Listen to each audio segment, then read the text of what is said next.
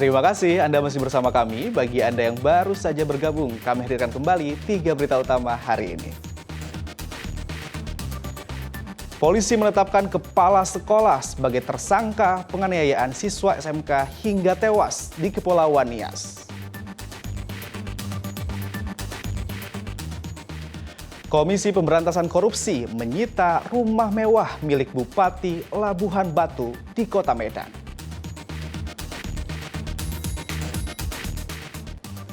Mengenal budaya Batak secara lengkap di Museum Batak Kota Balige.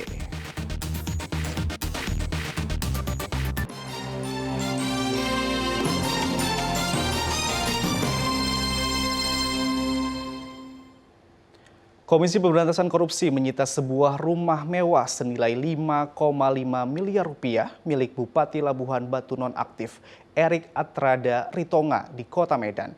KPK juga telah memasang plang bukti penyitaan di rumah tersebut.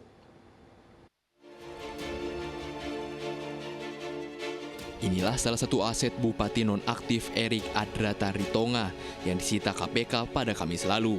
Rumah mewah senilai 5,5 miliar rupiah itu berada di Komplek Taman Setiabudi Indah, Medan Selayang.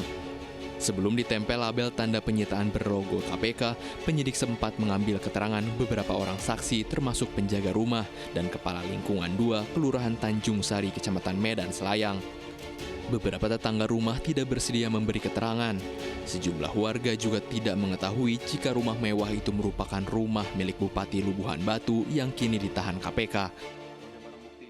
Tindak pidana korupsi Bupati Labuhan Batu periode 2001-2024. Semalam baru pihak KPK datang kemari untuk menyita inilah bersama istri tersangka. Jadi sama-sama kita saksikan juga penyegelan inilah dipasang pelang ini. Erik Atrada Ritonga bersama 3 orang lainnya, termasuk diantaranya anggota DPRD Labuhan Batu, ditangkap KPK pada 11 Januari 2024 lalu. Keempat tersangka dijerat kasus korupsi suap pengadaan barang dan jasa di lingkup pemerintah Kabupaten Labuhan Batu. Tuti Alawiyah Lubis melaporkan dari Kota Medan. Masih terkait kasus korupsi, terdakwa kasus korupsi pengadaan alat pelindung diri masa pandemi COVID-19 Alwi Mujahid Hasibuan dan Robi Mesanura kembali jalani sidang di Pengadilan Negeri Medan. Kuasa hukum Alwi Mujahid menyangkal pernyataan kerugian negara capai 24 miliar rupiah akibat korupsi tersebut.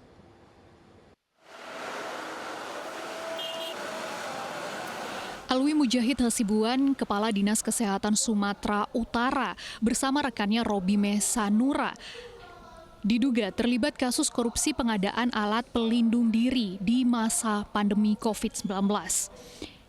Kamis pekan lalu, keduanya menjalani sidang di Pengadilan Negeri Medan. Sidang yang beragendakan pembacaan eksepsi atau nota keberatan atas dakwaan jaksa. Dalam pembacaan nota keberatan, kuasa hukum terdakwa Alwi Hasibuan menyatakan kliennya saat menjabat sebagai Kepala Dinas Kesehatan Provinsi Sumatera Utara bukanlah satu-satunya pihak yang mengurus pengadaan alat pelindung diri COVID-19 tahun 2020. Pengadaan hingga tahap pembayaran telah diawasi dan didampingi oleh pihak inspektorat dalam gugus tugas COVID-19, sehingga seharusnya proses telah sesuai dengan peraturan, sehingga dakwaan jaksa tidak cermat. Perhitungan kerugian negara sebesar 24 miliar rupiah yang didakwakan jaksa melibatkan Fakultas Ekonomi Universitas Tadulako Kota Palu, Sulawesi Tengah dianggap tidak tepat sebab yang berwenang menyatakan kerugian negara dilakukan oleh Badan Pemeriksa Keuangan. Melalui nota keberatan ini, penasihat hukum meminta terdakwa Alwi Hasibuan harus segera dibebaskan dari segala dakwaan. Yang tidak normal, itu yang sebenarnya paling utama dalam kasus ini.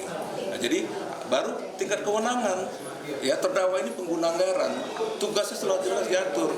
Nah, kan sangat aneh, semua ditimpakan kepada pengguna anggaran. Nah, dari situ sebenarnya yang titik tekan kami dalam eksepsi kali ini. Nah, yang menarik satu lagi, kerugian negara tadi saya sama dengar, yang hitung Fakultas Ekonomi, ya kawan-kawan semua dari Tadulako, dari Palu ya. Dalam persidangan, penasihat hukum juga meminta agar terdakwa Ali Mujahid Hasibuan ditangguhkan penahanannya, namun belum dikabulkan oleh majelis hakim. Tuti Alewe Luis melaporkan dari Medan.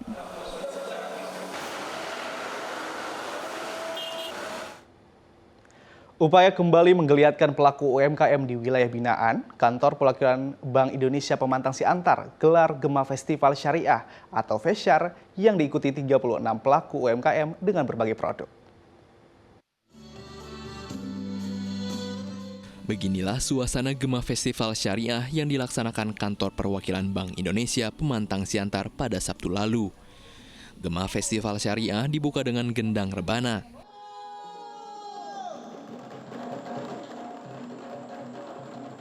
Acara ini diikuti 36 pelaku UMKM dengan berbagai produk. Kegiatan yang dilakukan oleh Kantor Perwakilan Bank Indonesia Pemantang Siantar dilaksanakan secara bergantian di wilayah Simalungun, Siantar, Batubara, Asahan, Tanjung Balai, dan Labuhan Batu. Adapun kegiatan ini banyak beragamnya, ada banyak UMKM, ada kegiatan sosialisasi, edukasi, turis, rupiah, kemudian juga hiburan, olahraga. Jadi ini semacam selebrasi kegiatan ekonomi syariah, tapi untuk wilayah di sebatas Labuan. Di sebatas Labuan, Simalungun, Siantar, Batubara, Tanjung Balai, Asahan, Labuhan Batu Utara, Labuhan Batu Selatan. Selain mengenalkan dan menjual produk UMKM, Gema Festival Syariah juga memberikan sosialisasi penggunaan pembayaran QRIS non-tunai, lomba nasyid, lomba musik religi, dan senam pagi. Yan Asmara melaporkan dari Pemantang Siantar. Ingin mengenal lebih dalam tentang budaya Batak? Datang saja ke Museum Batak yang ada di Bali G. Di sana Anda bisa melihat ragam artefak dari alat keseharian suku Batak hingga budayanya. Bahkan Anda juga bisa mencoba pakaian dari masing-masing suku Batak yang ada di Tanah Toba dengan latar belakang desa Batak.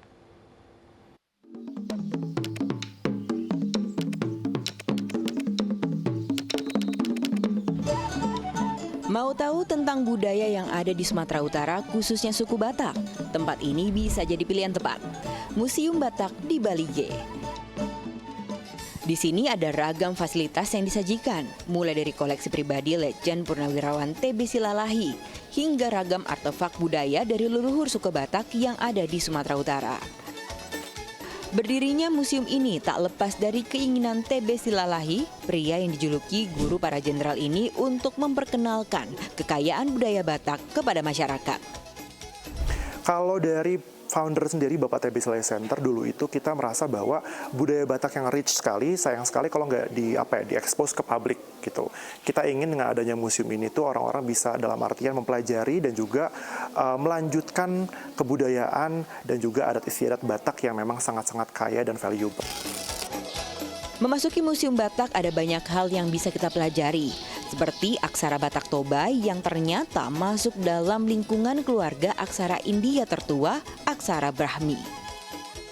Yang mana aksara Batak Toba berada di bawah kelompok India Selatan, aksara Palawa.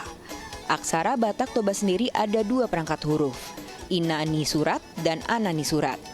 Aksara Batak atau aksara Sisia-sia dituangkan pada media kulit kayu, kulit bambu, tanduk, ataupun kulit kambing. Di sini ada juga ruangan khusus yang menceritakan perjuangan pahlawan nasional dari Tanah Batak, Sisinga Mangaraja ke-12 dengan tongkatnya, Tunggal Panaluan.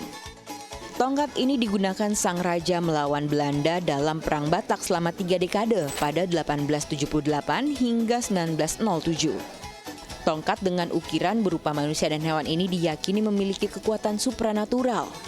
Umumnya digunakan oleh raja ataupun datu alias dukun dari suku Batak.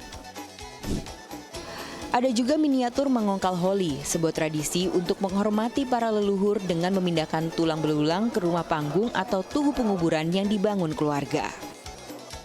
Kita juga bisa melihat ragam alat dan perlengkapan yang kerap digunakan suku Batak terdahulu, khususnya dalam bidang pertanian, alat dapur, hingga budaya. Rata-rata artefak ini asli sehingga dietalase. Namun kerusakan artefak ini tergerus usia. Hal ini mendorong pengelola museum untuk mendigitalisasi seluruh koleksi yang berharga ini sehingga tidak rusak, lebih interaktif, dan mengikuti perkembangan zaman. Jadi kita dalam tahun 2024 ini ingin sekali mendigitalisasi semua koleksi kita, yang memang merupakan sebuah solusi dari kesulitan yang kita hadapi. Karena sekarang itu kan artefak kita yang udah berusia ratusan tahun. Terkadang memang kalau berbicara artefak, perawatannya nggak mudah lah. Kedua, memang kadang-kadang juga pengunjung saking penasarannya ada yang pegang-pegang, apa segala macam. Jadi itu lumayan mempersulit kita dalam merawat koleksi kita.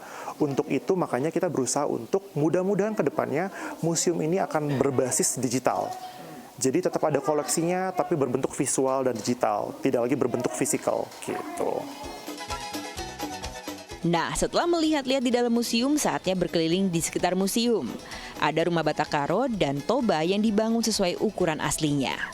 Di sini kita bisa melihat nih perbedaan dari rumah adat ini. Siwalu Jambu, secara harafiah dalam bahasa Karo berarti rumah yang memiliki 8 ruangan. Setiap ruangan ditutup dengan sekat dan biasanya dihuni oleh 2 keluarga. Keunikan rumah panggung ini dibangun tanpa menggunakan paku satupun. Siwalu Jambu bagian kolong digunakan untuk hewan ternak. Lalu di tengah adalah 8 ruangan yang jadi inti rumah. Dan di atas adalah atap yang dipasang tanduk kerbau. Pemasangan tanduk kerbau ini sebagai penolak balai yang mengarah ke 4 sisi bangunan. Lalu ada kampung Batak Toba dengan sejumlah rumah adat asli dari sumbangan warga. Sekilas nampak sama, tetapi rumah panggung di sisi kiri dan kanan memiliki fungsi yang berbeda. Perbedaan itu tampak dari depan rumah. Yang terlihat pintu masuk dari depan adalah sopo, tempat untuk menyimpan lumbung padi atau tempat menenun para perempuan Batak. Sementara rumah adalah tempat tinggal yang pintu dan tangganya tidak langsung terlihat dari depan.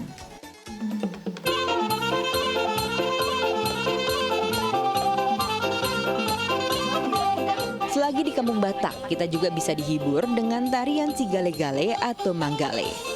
Namun tahukah Anda, jika tarian ini memiliki makna mendalam? Patung yang dibangun di depan rumah tinggal ini ternyata menggambarkan sosok anak laki-laki yang meninggal dunia. Saat patung menari adalah bentuk kerinduan orang tua terhadap anaknya. Layaknya Kampung Batak, adapun Pangulu Balang atau patung yang menjaga perkampungan dan makam batu.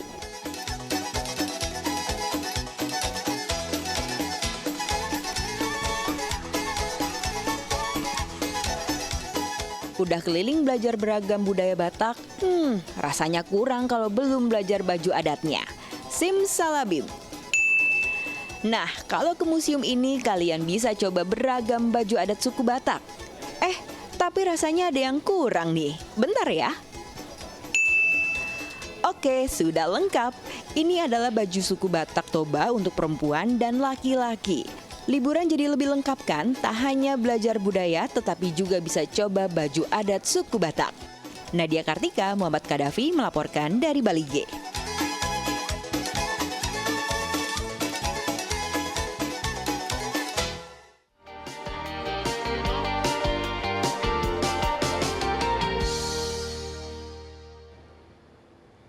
Laporan tadi mengakhiri berita Medan hari ini. Saya Agi Kurnia Sandi. Berterima kasih atas perhatian dan kebersamaan Anda.